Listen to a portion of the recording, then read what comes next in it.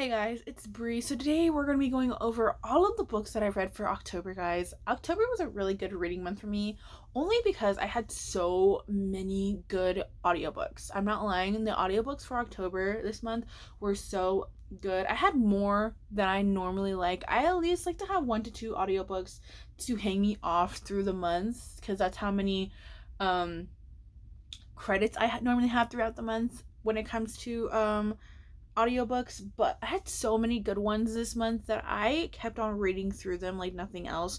So we ended up adding more to here, to be honest. Some of them were on my TBR, and then 2 were from a series that I really wanted to continue and finish off. So we're gonna go ahead and just jump right into it. And I will say this as well, I may or may not have strayed away from my October TBR too, but it's okay. It's all right. We still got our reading done no matter what. So let's go ahead and get into the first book. We ended up reading Masquerade of the Heart by Katie Rose Poole. This is the second book in the, I think it's just called the Garden of the Cursed duology. I absolutely love this, guys. I don't want to say too much about this book because, like I said, it is the second book of a duology, but this book was so good going into it, especially after the ending of the last book. I was shook no matter what.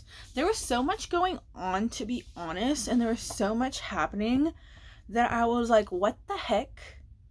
What just happened, in my opinion? But I loved it so much. I loved the romance in this book. I love Adrius, guys. Adrius is so.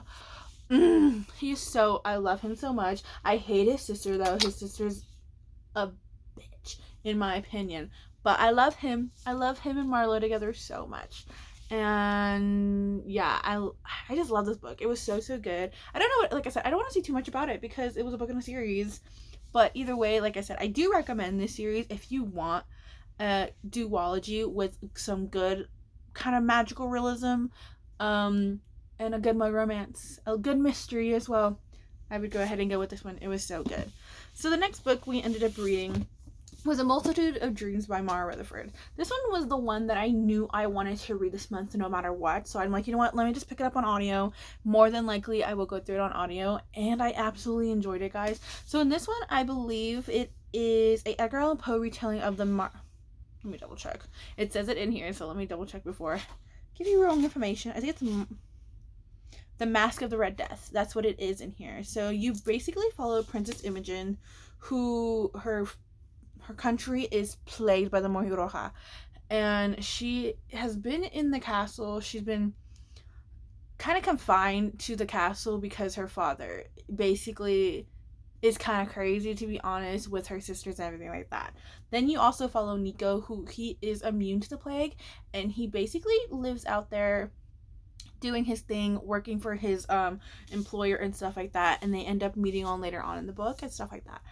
I did not expect so many things in this book to be the way they were. I was not expecting the twists at the end, the reveals at the end to be at the end, the reveals at the beginning, some of the twists in this book, and things that were happening no matter what. Because I'm like, girl, what the heck just happened? It was so good though.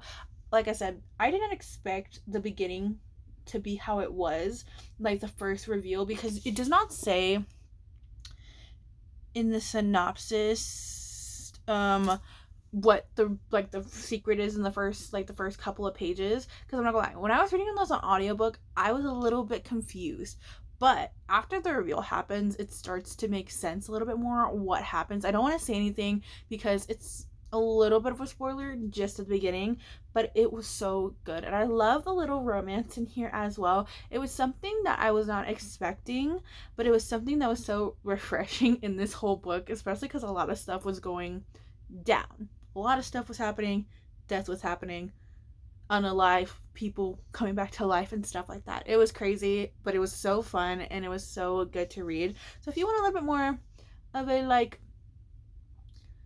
spooky kind of little read, I love that one. That one was really good.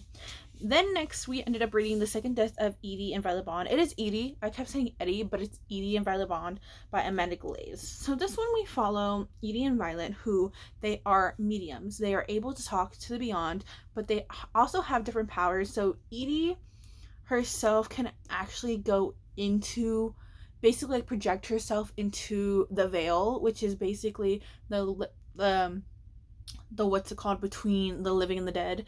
And then you have Violet, who can actually communicate with the dead and then bring them forth as well and stuff like that. In this book, I'm not gonna lie, I was expecting more of a dual. I mean, it is told in third person, I will say that. I was expecting more of like a dual third person POV throughout this book, but you only get Edie's side, which I'm not gonna lie, does make sense, because a lot of stuff that happens in the book, she kind of feels like it's on her, like she depended on it and stuff like that. But I really did enjoy this.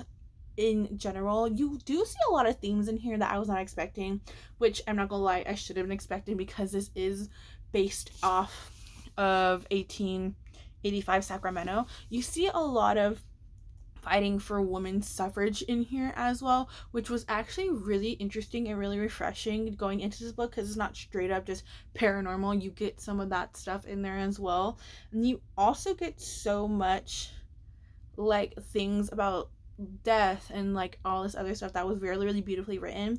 And I do love the bond between these two sisters, even though I will say the bond between these two sisters is kind of rocky, to be honest, no matter what, which can happen. They're twins, it makes sense, but it's beautiful no matter what. And I do love the little romance element we get in here as well. It was such a nice little read, to be honest, especially because someone like me, I actually really do enjoy like paranormal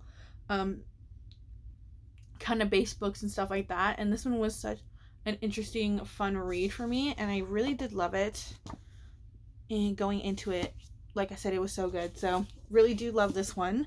And then the next two books, like I said, these two were of a series that I was in the middle of that I didn't have any more audiobooks for the month, so I'm like, you know what, I'm just gonna go ahead and continue on and finish off this series because I really wanted to. And that was the next two books in the Givers Quartet by Lois Lowry. I think that's how you say her name, Lois Lowry. I absolutely enjoyed these two. So first we have the third book, which is Messenger. This one we follow Maddie, who basically goes on to deliver a message to Kira from the second book. I don't want to say too much from the second book, but from Kira from the second book of the Gathering Blue. I believe the second one's called Gathering Blue, because stuff is happening in his village. So his village is basically the place where a lot of other people come in from like other types of societies, other types of utopias and stuff like that throughout the Giver universe and stuff like that. But stuff is a brewing, so he goes on to take a message to her, and his main goal throughout this book is wanting to be named the messenger. That is his main goal. That's what he wants to be and stuff like that. So we basically follow throughout what's happening in the village throughout here, all the stuff that's going bad, and then Maddie going on his adventure and things like that.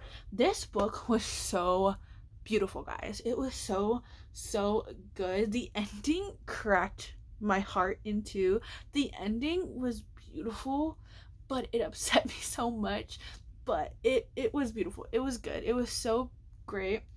You do see a lot of discrimination in this book, to be honest, because of course it's a dystopian world and things like that, but you do see a lot of people in here showing so much bad about other people from different places being there and not wanting them to be there and stuff like that. And it also shows how much you're willing to give for the littlest things in life that don't matter. That's one of the main things in this book as well.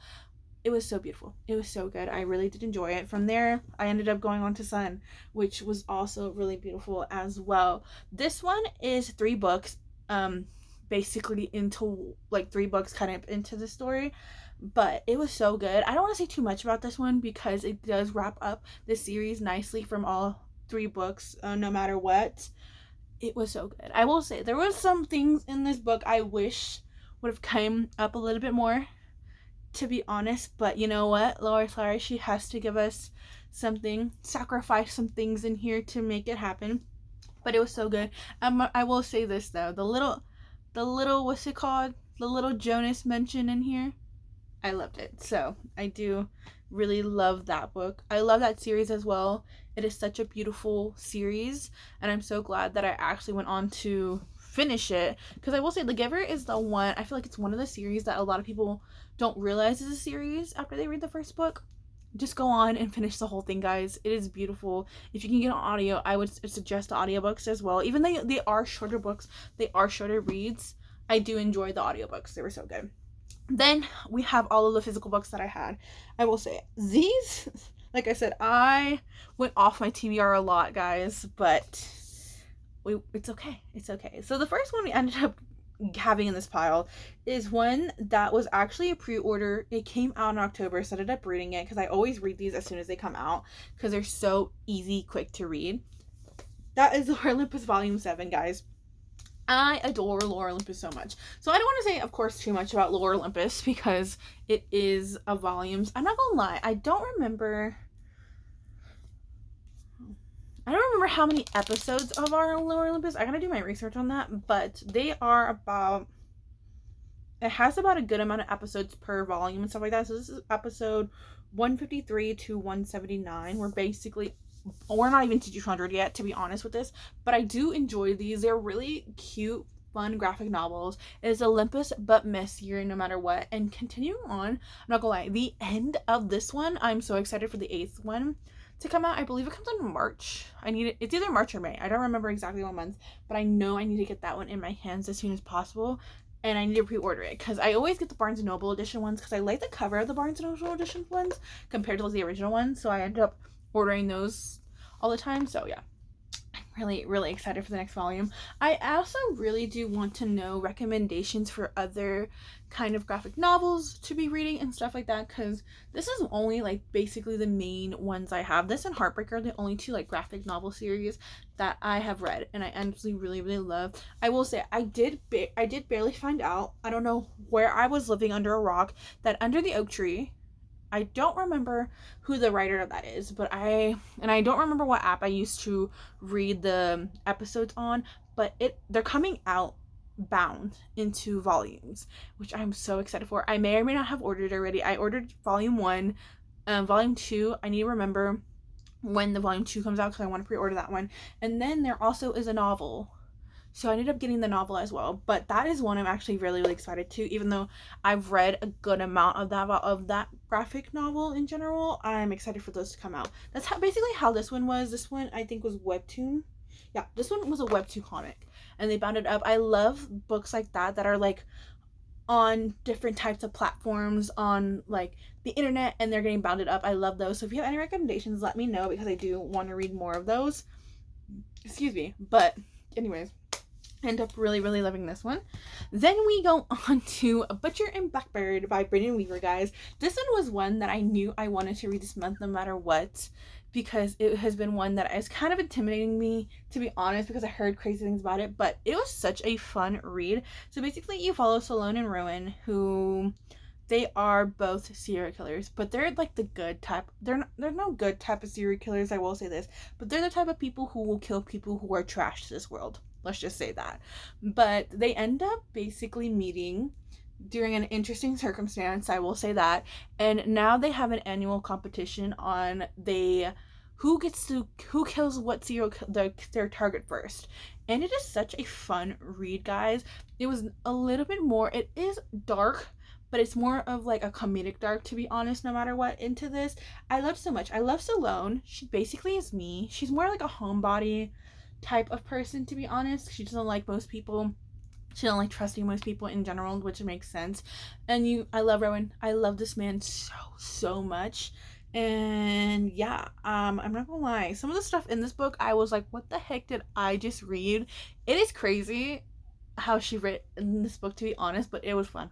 I loved it, and I can't wait to continue on with the rest of the series too, because I do have the second book and the third book comes out in February. So I'm hoping, especially because the next one is Lark, which is her best friend, and then Rowan's brother, which it's enemies to lovers. I believe it's marriage of convenience as well. I did not know that was a trope, but I'm so excited about that one. Then lastly, we have the series that consumed my whole October TBR, guys. So this one, I'm not gonna lie, like I called it in my October TBR video that I knew I was going to end up reading more than one of the series. I haven't finished it. If you watch my November TBR, it is The last 2 books are my November TBR, and that is the Devil's Night series by Penelope Douglas, guys. This series consumed me. This was my entire personality for the last couple of weeks of October, if I'm being honest with you guys. I decided to take a little break, though, before starting Nightfall, because like I said, Nightfall is such a chunky book, but I'm so ready for it because I really love Will. Can't wait to get into that because of Will. But yeah, I decided to take a break, but either way, this one was so good. So I read Corrupt and Hideaway back to back. Then I got into Killswitch because I'm like, you know what? I need to see what happens from there and everything like that. And we did read Conclave. So let's go ahead and break this down for sure. So of course, at first we have Corrupt. So this one we follow Rika, who basically throughout this whole book, she kind of like, as a child, always loved Michael, who is her ex's ex's older brother. She's always had something for him no matter what. And then you have Michael in here, who now he's living his life as an NBA player and everything like that after graduating. But the big thing about this is Rika ends up sending his 3 best friends to prison. So here's the thing. I know a lot of stuff about this series. It's like one of the big series that people will spoil on TikTok. That was one of those things I did not know going into this book, that they were all sent to prison in the beginning. And in this one as well, you do get dual timelines going back and forth between all of these books, no matter what. Going back and forth between a couple years ago when it happened to present day and stuff like that. I was not expecting that going into this book, but I'm not gonna lie, I loved it, and it made so much more of the book no matter what. But yeah. So basically in this one, they're trying to get revenge on Rika for what she did to them. This book was so effing good, guys. I absolutely loved it. I read this book literally in 2 days. That is the fastest I've ever read a book, because I'm not gonna lie, I could not put this book down, and I read through it so quickly. I absolutely love Rika so much. She is such a sassy little thing. She's kind of a little bit timid, but also very sassy at the same time, which I love. And she won't take crap from people either. Not really. She tries to be a people pleaser sometimes, to be honest. She tries to give in, but she also will not take crap from people. And I'm not gonna lie, I actually really liked Michael. I'm sorry, guys. It's probably gonna be an unpopular opinion, is that I actually really enjoyed Michael in this book. I will say, I feel like Rika did forgive him a little bit too easily. Let's just say that. She forgave the man a little bit too easily, but either way, I don't know why. I was kicking, screaming in the air. Like, literally, I ended up really loving this book, and I ended up devouring it. So we have, of course, Corrupt there.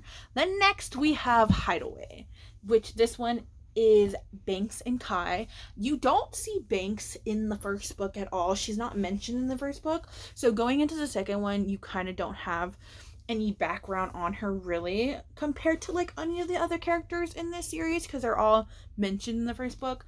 But anyway, so you have Banks, who you see it in the first couple, but she is Damon's sister.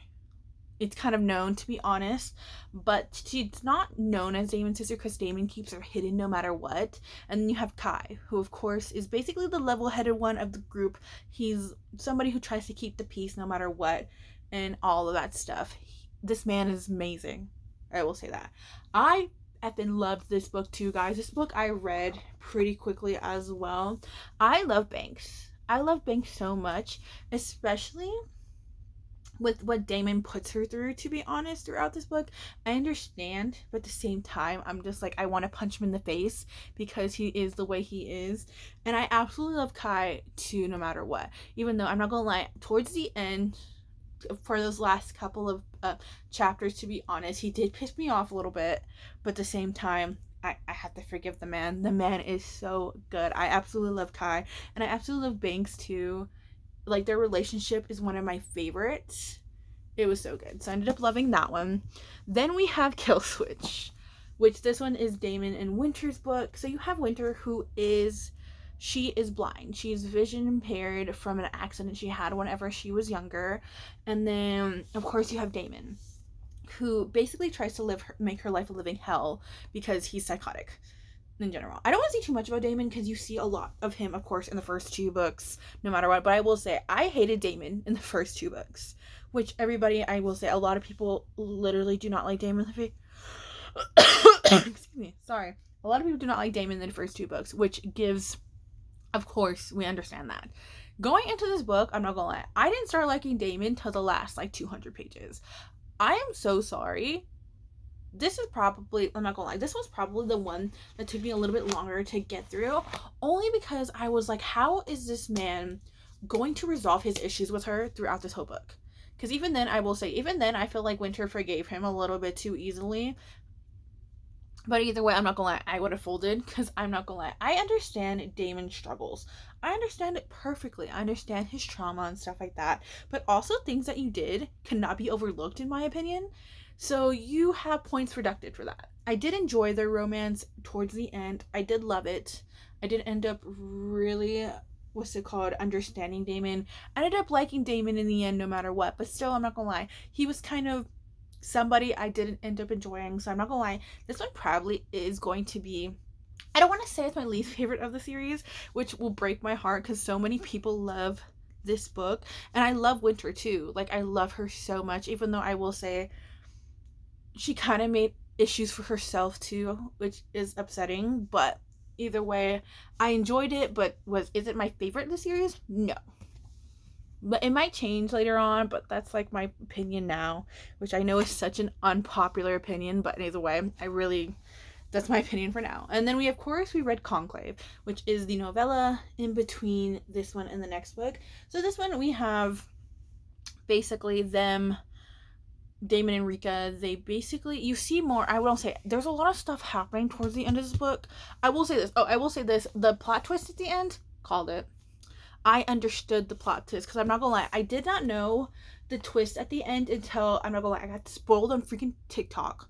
I will say the one thing about TikTok, I love seeing things about series because it makes me want to read the series, but they have so many spoilers about this book, and I knew what the spoiler was, and I called my theory on it. So that's what happened with that. So you followed a little bit more in this one. So basically you have the whole group going to have I guess they call it a conclave, which is like a meeting agreement and stuff like that in this book. I really did enjoy this one. I enjoyed it, especially going into the second book, seeing what's probably going to go down in the second book no matter what. A little bit more answers. You do see a good amount of them after these books, like in general. I enjoyed it. I'm excited for the next book no matter what. But yeah, guys, that is all the books that I've read for the month of October. A lot of good reads and everything like that. I will say my favorite book, I hate to say, my favorite book probably has to be Corrupt. Corrupt is probably one of my favorites. Excuse me, I'm getting heartburn again, like always. And then Masquerade of the Heart is also one of my favorites for the month. So yeah, guys, those are all the books I read for the month. More than likely, I will say my November probably will be a little bit less books, especially because we're going into the holiday season, guys. But either way, I'm excited about month reads no matter what. One of the videos I'm planning, though, I'm very excited for it. I really want to do a video of all of the book series I am bringing into 2025. Not necessarily, not the book series I've started, but the book series that I have on my TBR that I have yet to start, that I'm bringing into the new year. That's something I want to do, and hopefully I can film it soon. But either way, guys, my legs are getting tired. It is time for me to go to bed. Let me know down below what your reading was like for the month of October. Which one of these books did you end up enjoying if you've read them and stuff like that? And I will see you guys in the next video. Bye.